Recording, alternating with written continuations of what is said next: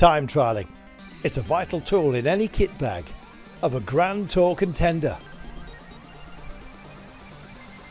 Stage 5 was going to be pivotal. We knew that. One of 2 time trials in this year's race. This the flatter, but certainly the longer of the 2. You had to have everything absolutely in place to be amongst the best.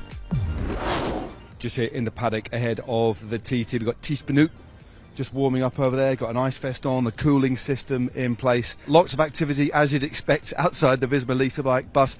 Now you can just feel the atmosphere starting to build here as the GC riders start their protocols, start their warm-up. The course is an absolute corker. It's very fast. I've ridden it myself, got overtaken by some of the best riders in the world. But I tell you what, today is really going to come to the head. It's a power riders course. It's going to be an absolute thriller. Almost one for the purist, I think you might say. 33 kilometres, 3 time checks along the way. A looping course with even temperatures and a good road surface for everybody. The wind not that variable either. So, time to release the gladiators.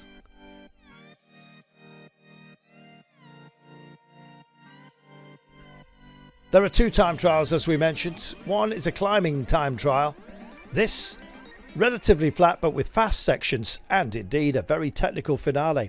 Affini was out there hoping to nail every single one of the apexes, maybe not bossing the intermediates, and Affini came home in green.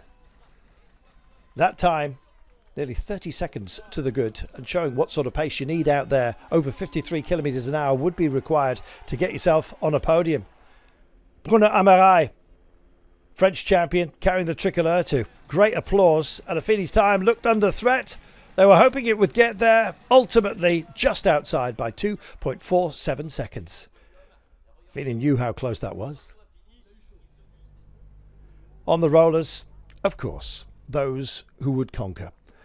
Remco Evenepoel starting off as absolute favourite. Vingegaard versus Pogacar, though, the head-to-head we were all looking forward to.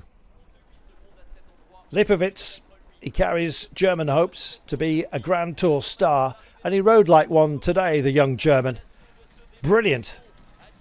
Hoping for a top 5, and quite frankly at that point, good enough for a virtual podium, but there are others on the prowl. Notably Primož Roglic. This used to be bread and butter to him, this game. Well, he still plays it very well, but he's had so many bumps and bruises, ill fortune as well, being caught out of position, not a happy bunny it seems at the moment.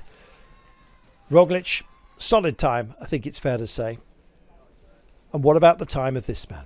Time to go to the office for Remco Evenepoel. Absolute, out-and-out favourite. The golden helmet tells you all you need to know, and away he went. Golden bike too. Would it be gold today? He looked absolutely magnificent, and for a man of small stature, he generates an incredible amount of power, and that was on display. Not too much you understand. Luke Plapp had dominated the splits along the way, and then blown up by putting too much in the early part of the run. No such mistake from Evenepoel. Running a negative split, he was absolutely magnificent. The clock staying green for him, it was just going to be, surely, a question of the margin of victory. He was amazing. Almeida is an insurance policy out there for UE Team Emirates. He needed a good run, just in case anything would befall in terms of bad luck Tadej Pogacar during this race. It can happen to anybody. Not getting the finish he would have hoped for. Vauquelin, well, the new darling of the French fans, looked absolutely brilliant. Super powerful, emptying himself out there. Good enough for 5th ultimately at the end of the day. And what of Jonas Vingegaard? Well, he set off before Tadej Pogacar. Van der Poel would close out the stage as the leader of the race coming into this time trial. And Vingegaard looked determined. A lot had been spoken about in hushed terms about how brilliant indeed his form is. Well, slightly, I'm afraid, tarnished today. The clock was against him. Red for an awful long time.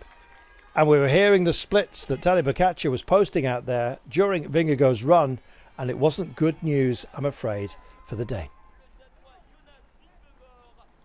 ultimately, this was to prove to be a very costly day for Jonas Vingegaard. And what of this man, wearing the polka dots, king of the mountains?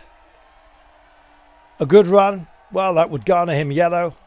The points jersey as well, and the polka dots. With no points up for grabs today, he was guaranteed that jersey, but he had the lead of this race in his mind, and he was amazing.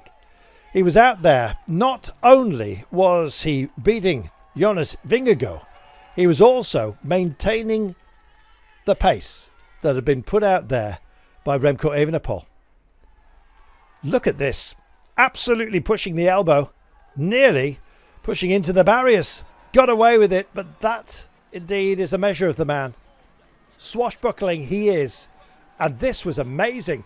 Taking control of the Tour de France. Then, of course, the yellow jersey that would transfer by the end of the day, inevitably, from the absolutely fabulous Mathieu van der Poel. He, of course, targeting the Mur de Bretagne. This was always going to be a red clock next to his name. Asked at the beginning of the day if he could possibly hold on to yellow. Just one word. No. And he was right. It's been wonderful watching Van der Poel, and we'll have many more days where he will be our hero. But right now, two riders are at the top of our thoughts. Evenepoel with the stage win. Primary amongst them, you might say. And of course, Tadej Pogacar, who leads this race now.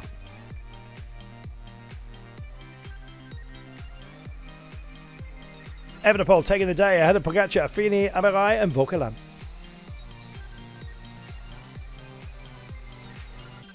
Yeah, compared to all the other guys, I did what I had to do to try to take as much time as possible and to step up in the GC. And I think, it's kind of the same situation as last year at this time after the TT. So super happy with that, and I think it's a big step forward towards the podium. But of course, it's still a very long way to go in this tour. So just very happy with my performance of today and try to keep this up. Also, others you had to spare a thought for. Vingegaard tumbles to 4th place in the general classification, outside of the top 10 today. Tadej Pogacar is our leader with Evenepoel in 2nd place. The margin between them in the GC, 42 seconds.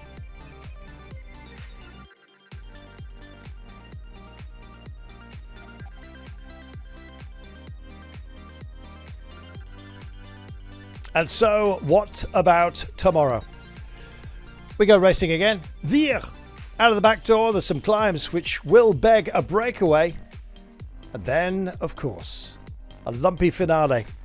Drama guaranteed. Oh yeah, every day it's like that.